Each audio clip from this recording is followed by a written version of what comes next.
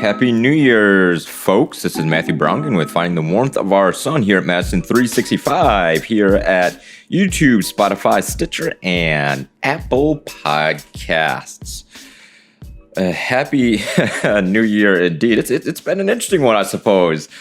My first New Year with an attempted coup on U.S. soil. So what is new with y'all? Well, this has been a long time coming. I mean, coup attempts aren't always collapsed in one day. Trump has been setting this up for a long time, and has actually been effectively launching a coup even before the election, at least kind of setting stuff in place. Trial balloons of how much he can get away from. And even this summer, when he basically told U.S. law enforcement to get as violent as they want to get, as well as signaling to U.S. militias this past summer to get as violent as they want to get against Black Lives Matter protesters. But this is different. This is real different. And this wasn't just unplanned chaos. There were real organized elements to this. There is evidence, or at least circumstantial evidence, that Trump authorized this attempt, that there are signals other people knew this was coming. Beyond just some of the obvious things, that there was more of a nefarious aspect to this behind the scenes than it seems. This was more than just chaos. This is something we absolutely know. There were organized elements in this, but there seems to be more nefarious things going on, particularly in Trump's circles. There's also the aspect of police in this. So we're calling this episode the Coup, Police, and the Ku Klux Klan of it all, because there's very real elements of this. And let's back up a second. Let's remember that the Department of Justice under Barack Obama noted in a report of increasing amount of organized infiltration of law enforcement by white supremacist organizations. Now, there's a whole history and complex history of race and white supremacy within the development and rise of police, whose role in society, and clearly its role in society, particularly as we dig through this, is to maintain a racialized caste system, to maintain the color line. We know this. This is documented throughout U.S. history within the rise of police forces. It's the role they play in society. So, of course, their reaction to white supremacists are different. But they were organized. This was planned. Capitol Police were even notified beforehand in multiple ways about this. They planned on Parler, the right-wing app, on Twitter, on Facebook. They're openly organizing. The event was even funded and helped being organized by elements of the GOP. NBC News reported Republican Attorney General groups sent robocalls urging the march to the Capitol. And Capitol Police said they had no intelligence that this would happen. Well, let's dig through this. And we'll be coming back to this point a couple of times throughout this. We know police and government authorities treat threats from white people differently. Not seeing the full threat for what it is, while overestimating the threat of black protesters. If you call this a failure of policing, I don't know if you understand policing or the nature of policing. And particularly for any officers that hear this, you don't understand your own profession. This isn't about good cops or bad cops, but the institution and what it is, and how it works and operates. An unwillingness to believe what was right in front of them. We also see some of this stuff coming from pundits and commentators, this downplaying of what it is. This is really part of the race aspect of this. White people are perpetually given the benefit of the doubt black and brown people don't have. Perpetually. Dave Cheslevitz is part of this, barely calling this an insurrection and called it an insurrection by inference. Downplaying what went down, giving light and cover to them. In a way, it was both sidesing of it. He brought up looting on State Street, but this was more than just property destruction. This was an attempted coup. It was an insurrection in the United States. Now, there are elements of the left that would attempt a coup, but this is different insofar as those elements of the left are quite small. And the vast majority of, particularly of those within Black Lives Matter protesters, are there protesting to expand democracy, not restrict it. Not to deny people votes, but to expand votes and access and choice amongst those that are supposed to represent us, and choice in how we are governed, not to restrict. And this was an attempt to restrict because this was a rejection of black and brown votes. This was rejection of black voters. That is their voter fraud, is that black and brown people voted in mass to overturn a white nationalist government, to vote for a multicultural democracy. And historically, when we see these things happen, this type of behavior from our white populace, it is because it is a rejection of a multicultural democracy. So the police, as back to the point a little bit,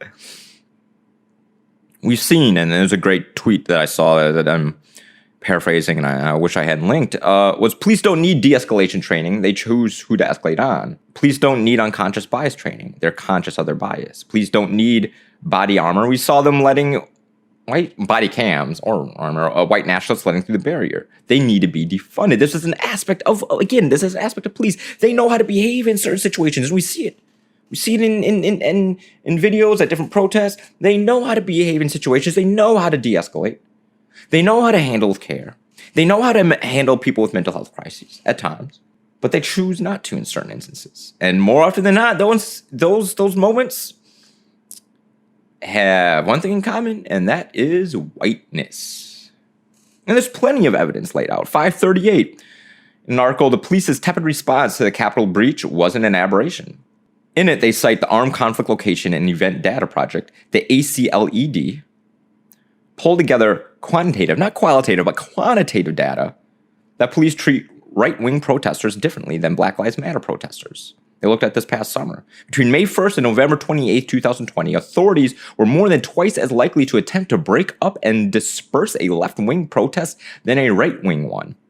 And in those situations when law enforcement chose to intervene, they were more likely to use force 34% of the time with right-wing protesters compared with 51% of the time with the left. Given when this data was collected, it predominantly reflects a difference in how police respond to Black Lives Matter compared to how they respond to anti-mask demonstrations, pro-Trump extremists, QAnon rallies, and militia groups. Well, these are kind of all one and the same in a lot of ways, but I appreciate the distinction, as we do have to be careful at times because there are factions within the right, but there's a lot of bleed, just as there's a lot of bleed in the left too at times.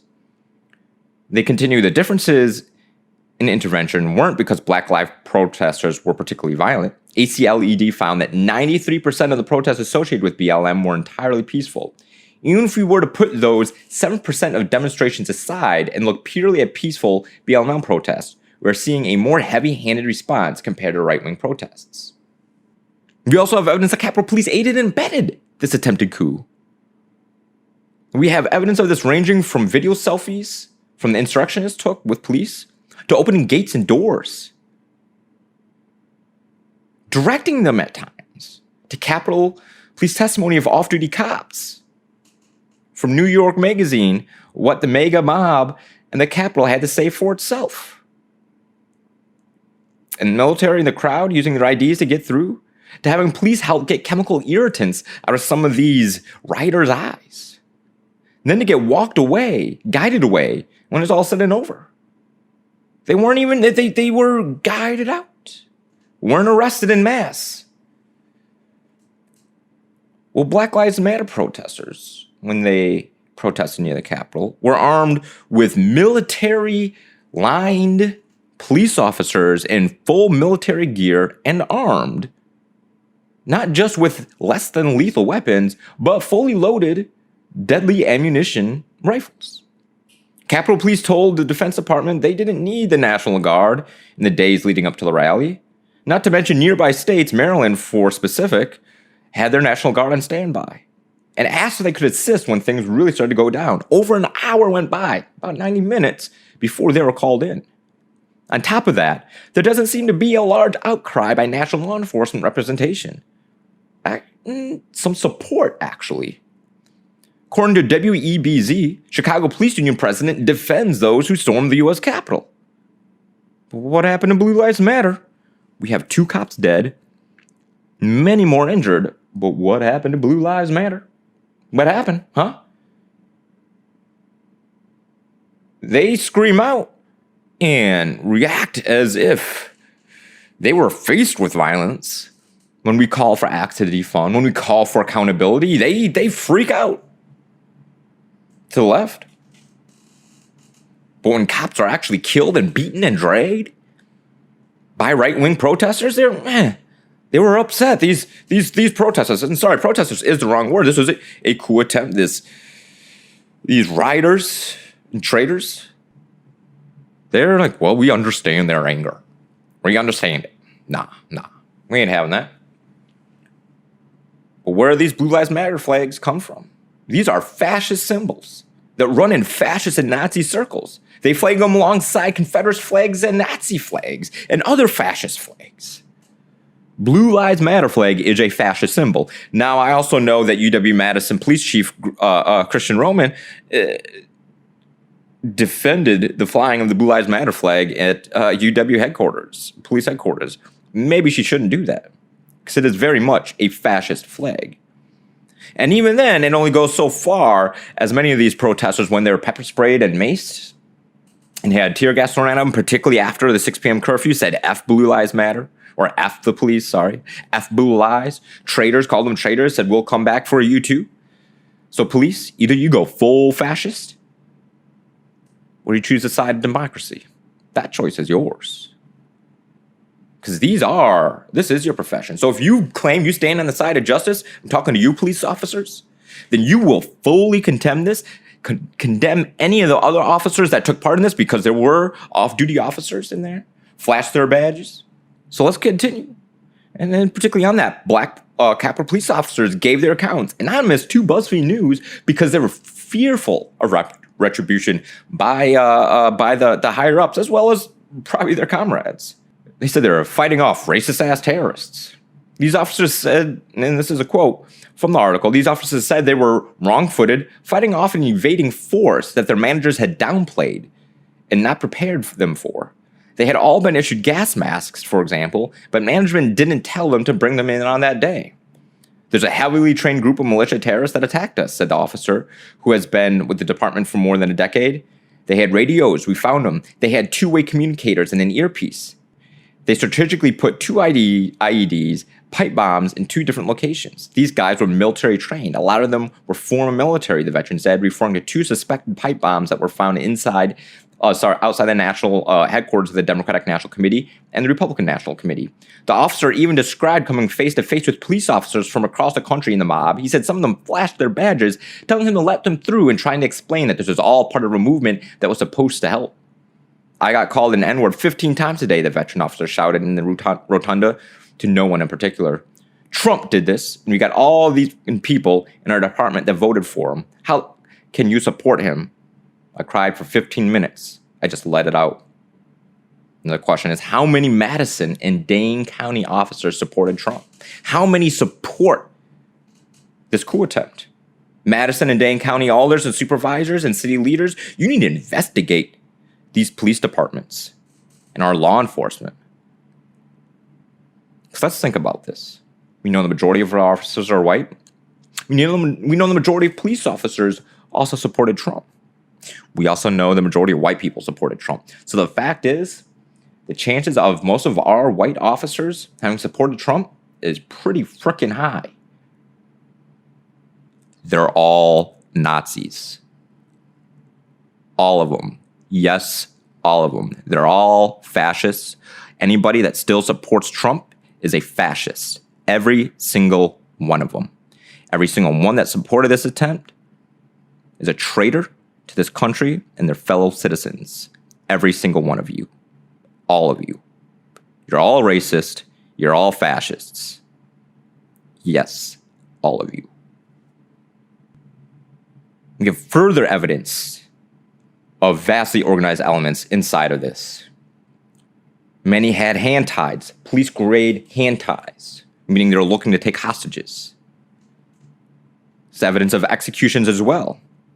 House Majority Whip Claiborne on Sirius XM said they went where you couldn't find my name, but they found where I was supposed to be. So something else was going on untoward here. There were bombs planted in strategic locations, not to mention a pickup truck full of bombs and guns was found, as well as a truck full of Molotov cocktails. There were people with zip ties, in communication with one another, possibly had guns in their backpacks, ready to take hostages, planting bombs, and a cache of more guns nearby. There were people that knew exactly what they were trying to do, and they were trying to take hostages and execute lawmakers. And the police, Capitol Police, either didn't take them seriously enough or aided them, and these things are intertwined as well. The idea of not taking them seriously enough is part of the problem, and ignoring it and letting it go. And then there are some that aided and abetted this. It's a failure to do their job just as much as it was for people that actually agreed with it and went along with it. These things are intermixed within it. It's the fact that law enforcement looks at Black Lives Matter as more of a threat to this country than those that are fighting against democracy, that those that reject democracy. But there's more to this story. Trump met with Proud Boy leaders when he tweeted out for people to be excited on January 6th, a few weeks ago. And guess who were taking the lead and breaking through the barriers? The Proud Boys.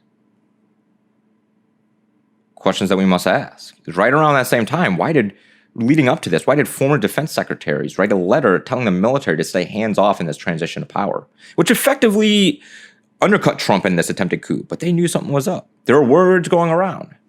This meant Trump couldn't rely upon the military to aid him. From the Daily Beast also, they tell us Trump officials rushed to keep him from sparking another conflict at home or abroad. In that article, it said the president was trying to stage a coup. There's a little chance of it happening, but there's enough of a chance that the former defense secretaries had to put out that letter, which is the final nail in the coffin in that effort. They prevented the military from being involved in any coup attempt, but instead, Trump tried to incite it himself, said Fiona Hill, Trump's former top Russia advisor.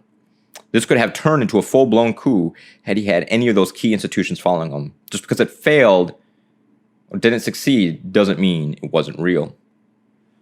We need to know from the president to members of his staff to congressional members and other national GOP leaders, from donors to elected officials, how much do they know? How much did they take part in this? Again, Capitol Police said they didn't know there were the threats, that they denied this. They turned down, again, support for National Guard a few days prior. And congressional reps even asked questions if they're prepared for the Capitol to be stormed. In LA Meg, Rep. Maxine Waters said that she asked them if they had a plan. Multiple people asked if they had a plan.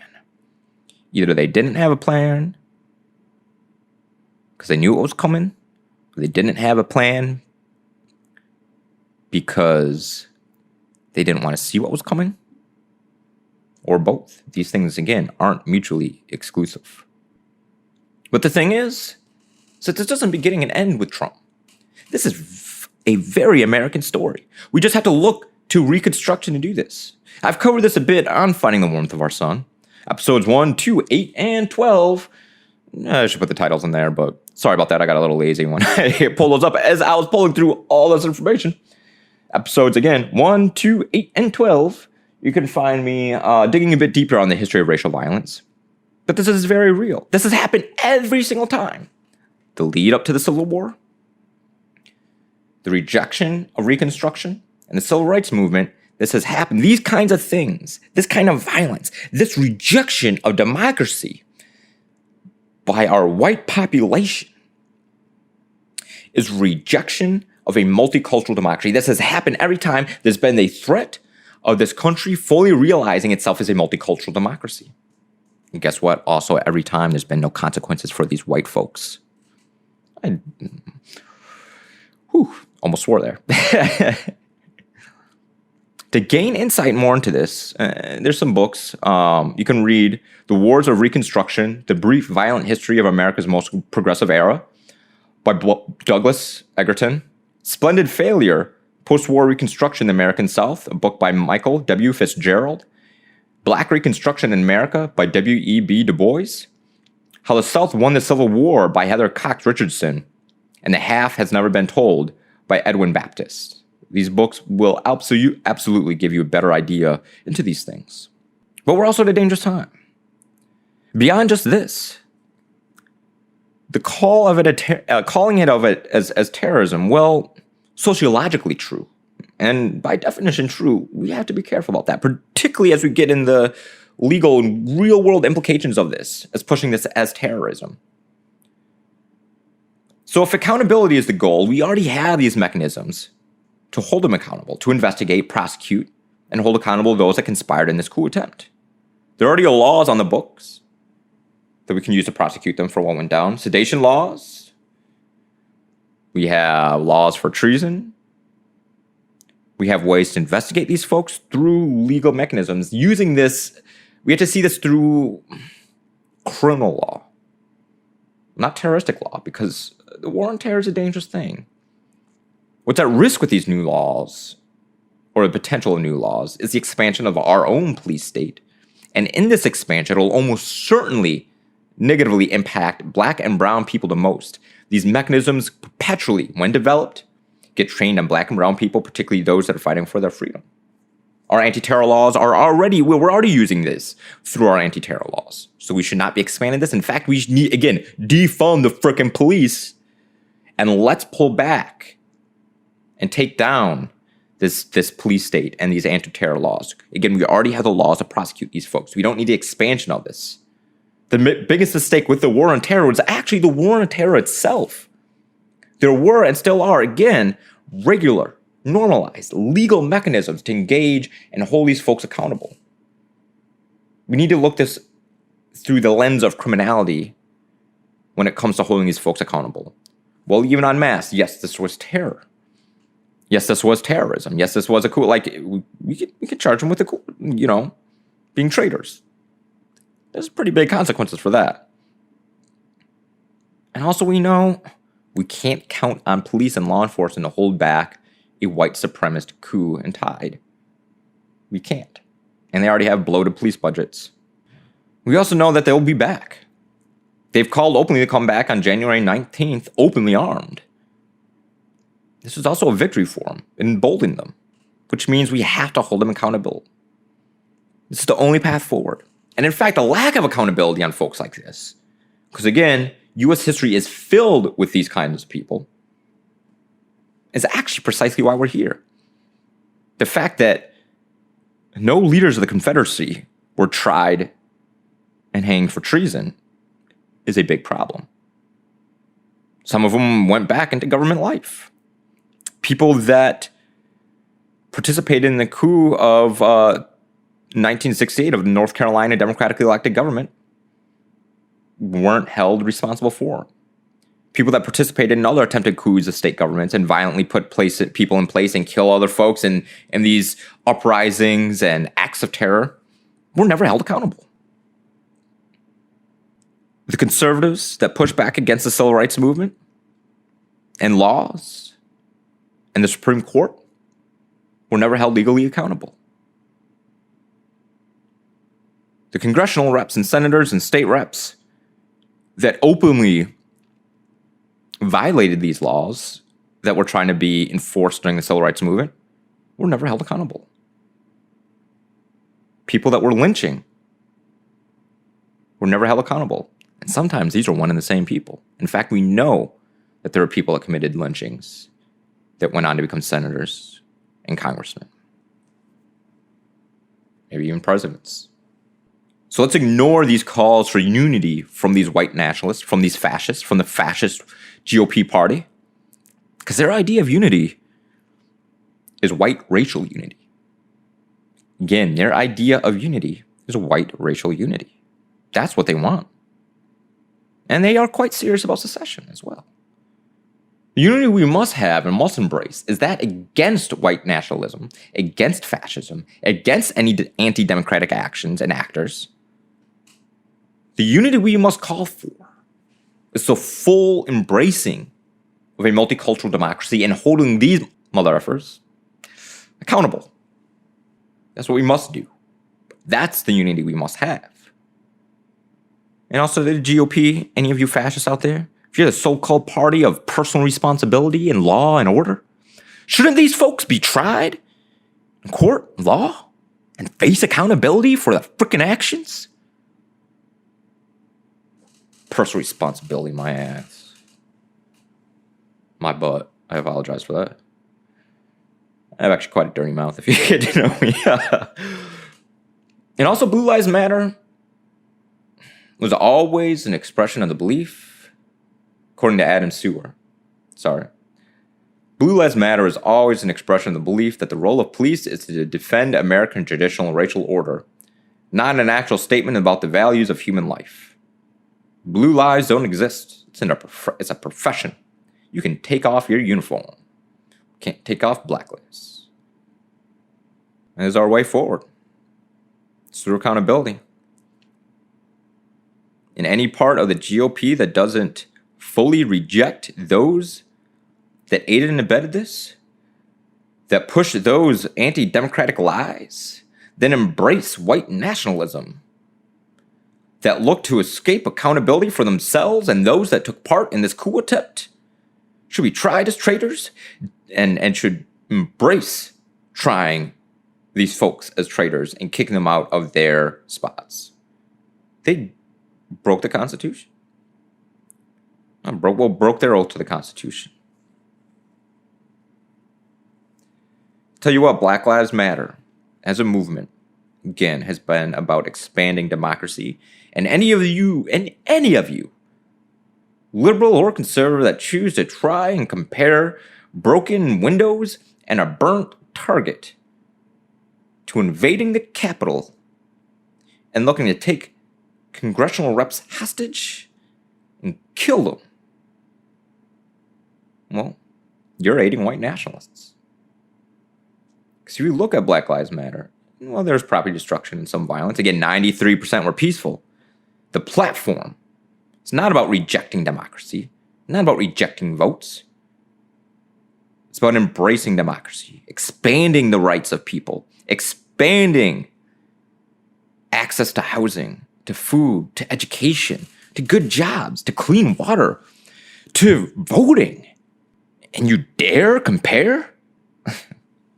Disgusting. Disgusting. Hold them accountable. Nothing short of that. And any person that is part of a government, that is a government official that took part in this, should be tried for treason. Simple as that. That is it. Thank you very much for coming. We'll see if this actually happens to me next week, but there's something interesting rolling around my head about how our path forward is actually something that we have to look to the past for. And that is fully embracing the ideas of Reconstruction. That is our path forward. And part of fully embracing the ideas of Reconstruction is accountability. I think I'm going to hopefully dig deeper in that next week. No promises.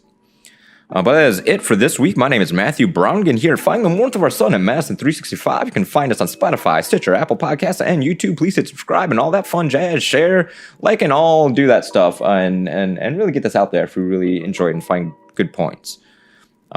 People need to hear these things, and this is no ego, because there's plenty of people, and I'm going to be putting these links and these resources of all the things in there of people, some of them much smarter than me, that know much more in there, so you can have these resources as well.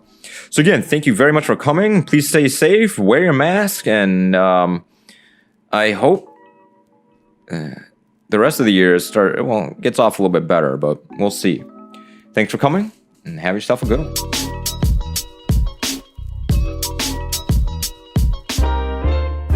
This is 365 Media.